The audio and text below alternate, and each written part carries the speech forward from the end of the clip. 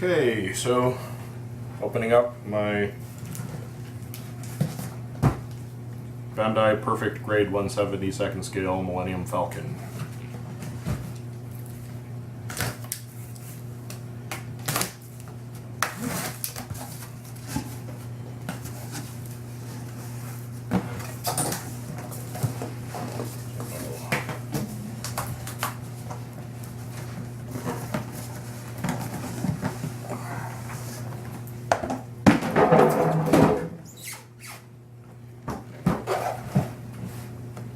Huge box.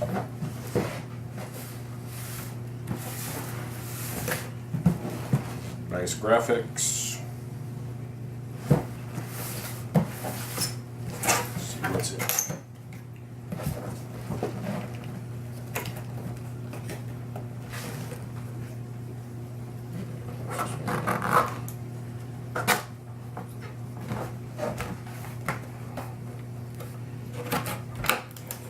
Up, and the parts are in a nice slide out tray.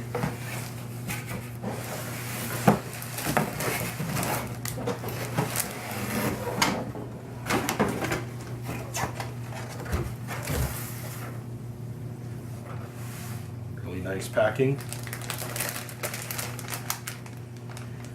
Looks like the interior is really filled with locking points and that kind of thing, which is typical of Bandai because most of their models are kind of press fit, not quite snap together, but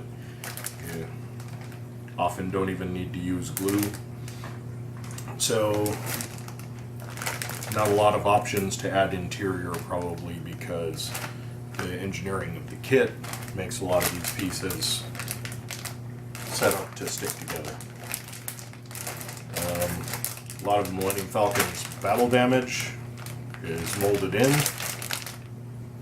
See it molded in on the pieces themselves. So again, not a lot of room for customization.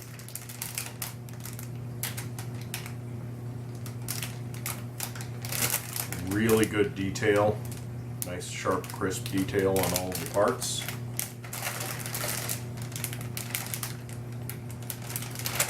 Some of the pieces that have traditionally been separate in other versions of the Millennium Falcon look like they're made into single pieces, like the parts that fit underneath these holes where you'd see all the mechanical parts of the Falcon. Instead they're joined together as a piece. So they'll go in the correct configurations and all that kind of thing.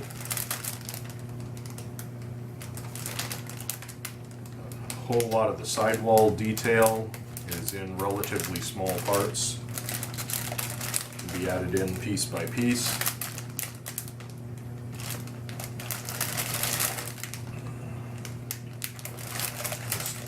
Keep pieces on their correct sides, actually.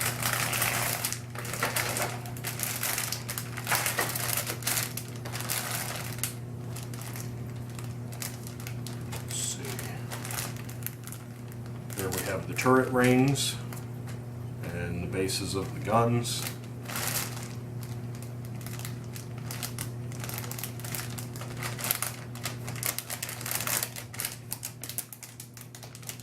Some pieces molded in black, most of it in gray.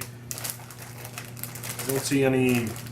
Bandai does a lot of things where they mold sprues in multiple colors, but I don't see anything so far that's done that way. Each of the sprues is just a single color.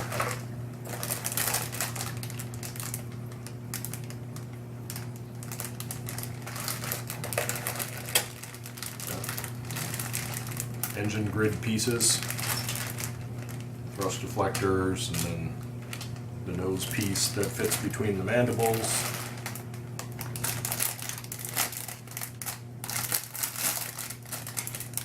So the clear pieces are molded nicely with these protectors around them so they don't get, there's additional pieces molded in.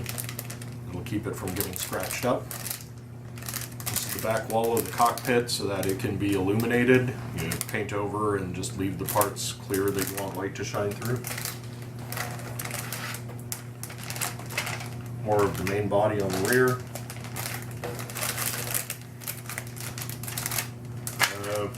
display base, and the internal engine parts, which these are frosted plastic so that you can LED light them and it'll light up the whole full back of the engine.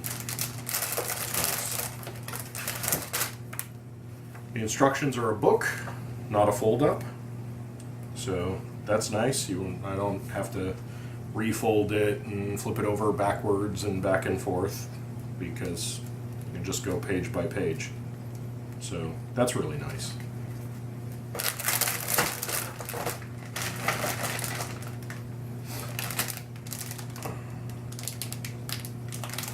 More of the engine detail parts for detailing thrust deflectors.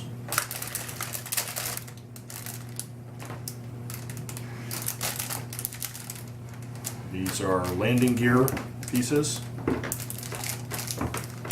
That's my wife.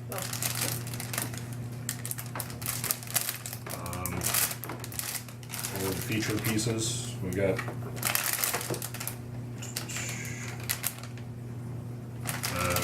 gunwales and the docking ports, which are nice.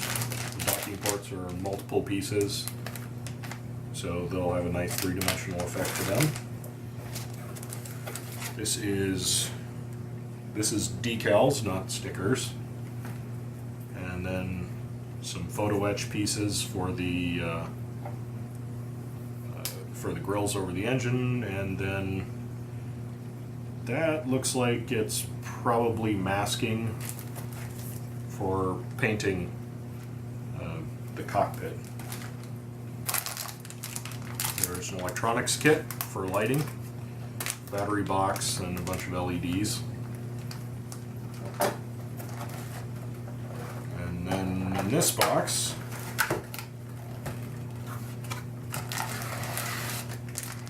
we got delicate parts that they didn't want to pack in with the rest. You can see a lot of those pieces are really thin, so they didn't want these screws just banging around inside the box and breaking up all of those long, thin, delicate parts.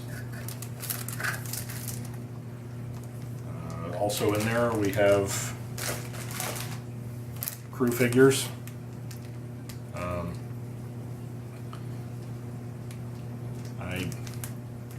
I don't love the crew figures on first look. I'll probably do something like maybe 3D print some crew figures to replace those, because they're not great. Nobody flies the Millennium Falcon with their hands in their lap.